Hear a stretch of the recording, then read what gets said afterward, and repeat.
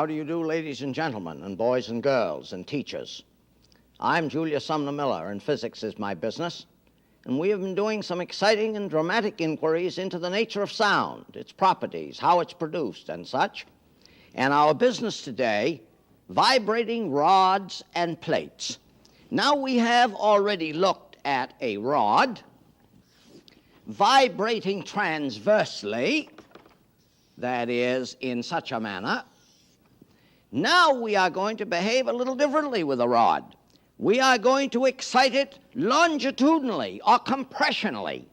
Here is a metal rod, certain kind of stuff, so long, such cross-section, and I'm going to hold it at successive places, here and here and here, meaning that I am changing the position of the nodes on the bar.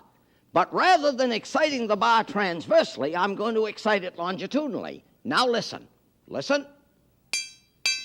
somebody says, well, I can't get excited about that, Professor. No, not much excitement there. But watch now. I'm going to change the position of my holding hand where it is damped. Aha! Altogether new life and spirit. Watch it. Different still. Notice how quickly it damps out when I grab it elsewhere.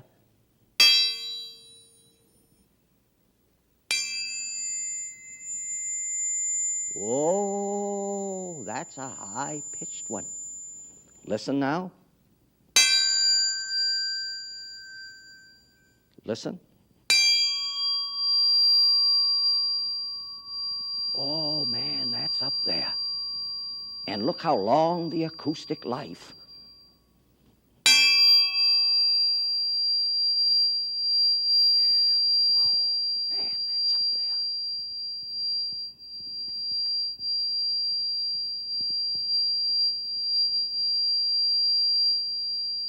Incredible.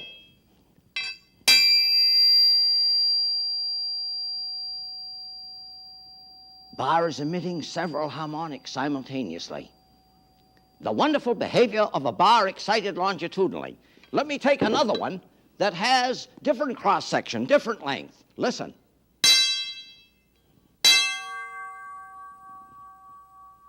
I hear some beats, a remarkably difficult thing to understand.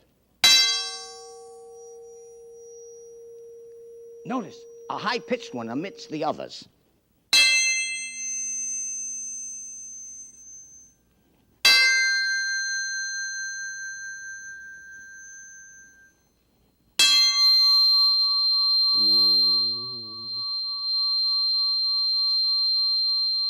We say that these bars have a high Q, which I have little time to explore, meaning that I put so much energy into it, so very much of that comes back to me. Vibrating bars.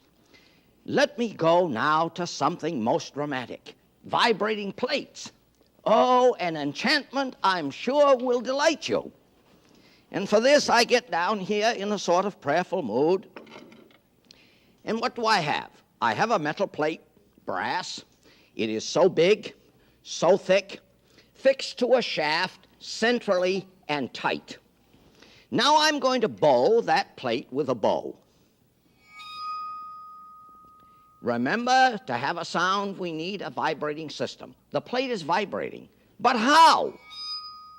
You can't see it. It is vibrating too fast. So I'm going to sprinkle it with a little sugar. Sugar, in order to sweeten the sound. Sugar. Sprinkle it with a little sugar. And now I'm going to bow it and watch what happens.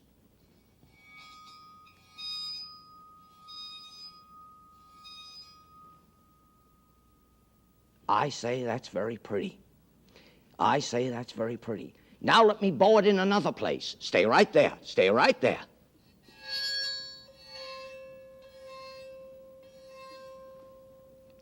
I bowed it in another place. The sugar is a little sticky, I'm afraid, because it is damp and it has taken up some water. Let me bow it again. That's what I had first. Let me bow it another way. I'm having a little trouble with that plate. I don't know why. Let me take another one. Another one. Different size, perhaps. Different material, perhaps. Let me bow this. Oh, I say that's very pretty. Let me bow another rectangular plate. These, by the way, are called Chladni plates, capital C-H-L-A-D-N-I. Chladni showed these to Napoleon. And what did Napoleon say? Professor Chladni makes musical sounds visible. Now, who would believe that there could be seen anything pretty on this plate? But I'm going to sprinkle it with some sand, and I'm going to bow it in the middle. And this is what I got before. So what the plate does, how it vibrates, is governed by its size, shape, nature of stuff, how it's fixed, and how I bow it, because I'm going to bow this in a different way. Watch.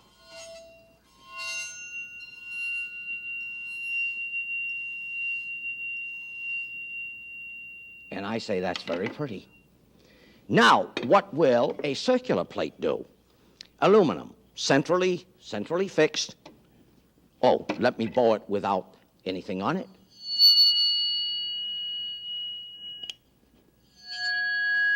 Notice in the first bowing, I overbowed, excited and harmonic. So I'm going to sprinkle it with sugar, sand, and bow it.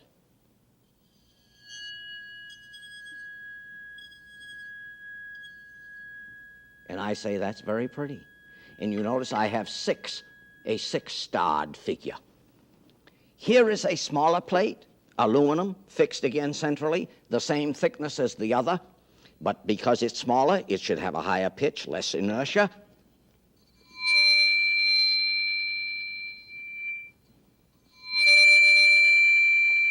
Very pretty.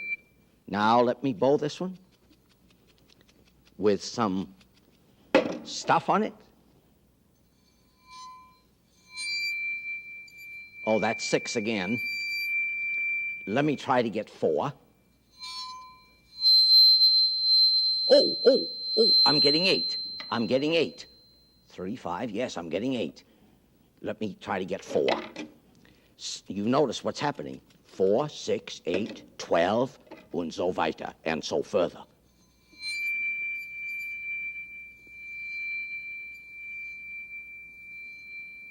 Not so well defined. That's well defined for 6. I'm going back to this other one to see if I can't get 4.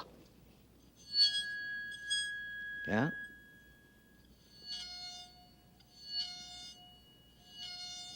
There. 4. So we have the wonderful investigation of Chladni plates and Chladni figures. Let me go back. Vibrating bars and plates. Point of view. Here is a goblet, a glass. Is that a vibrating plate? Sure. It's a plate that has been folded up, and it has some acoustic properties. Now, what have I done? I filled it to a certain depth of water. There is a certain measure of glass that's free of the damping effect of the water. And you know what we do. We stroke it, and listen. Listen.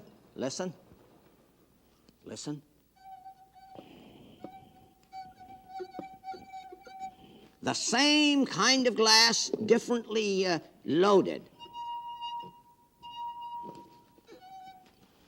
Another kind of glass, different depth of water, different resonating air chamber, different wall thickness, all together.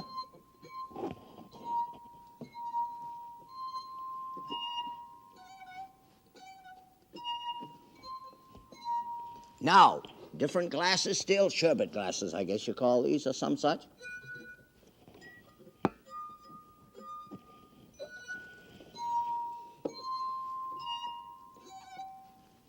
Now, what could we do with this? Could we not have an array of 8 of them, say, and tune them to the major diatonic scale, and with some skill play these goblets and make music? More on vibrating plates. a piece of a steel drum, such as oil or gasoline or the like comes in, a piece cut off, and then it is shaped. And you have all heard the steel drum music, which has some beautiful acoustic properties. Now, how is this done? Well, the plate is simply indented at various places, creating plates of different size, different tension, and different thickness. And so here we have it.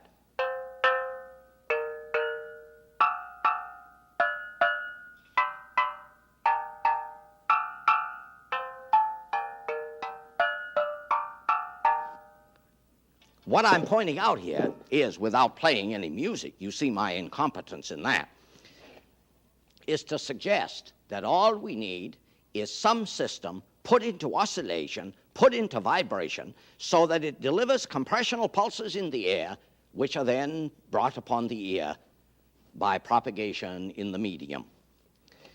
Next matter, a tuning fork. A tuning fork. I should have a striker. Why? Very bad to hit it on something hard, it deforms. This fork has a natural frequency of 512 vibrations per second. 512. So when this fork is at rest in my hand, there are 512 pulses reaching my ear, reaching the microphone, reaching your ear per second.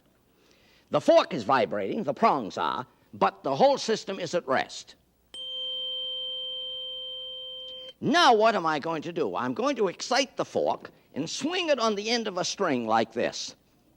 And what will you hear? As the fork approaches you, you will hear a rise in pitch, and as it recedes from you, you will hear a decay in pitch. And this is known as the Doppler effect. D-O-P-P-L-E-R, the Doppler effect. Very essential matter, both in sound and in light. In light, it plays this role. We can tell from the spectroscopic analysis of stars whether they are going away from us or coming toward us, according to the shift in the frequency. Listen now, listen.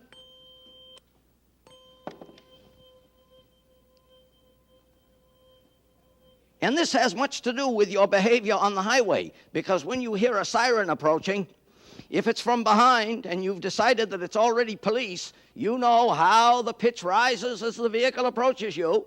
If now the pitch decays at a gradual rate, this means the vehicle has passed you by. But supposing that which you hear comes to instantaneous rest when the vehicle that's sounding is close upon you, I am led to say in the vernacular, you've had it, which is a very good description of the behavior of Doppler's principle in your life. And I thank you for watching.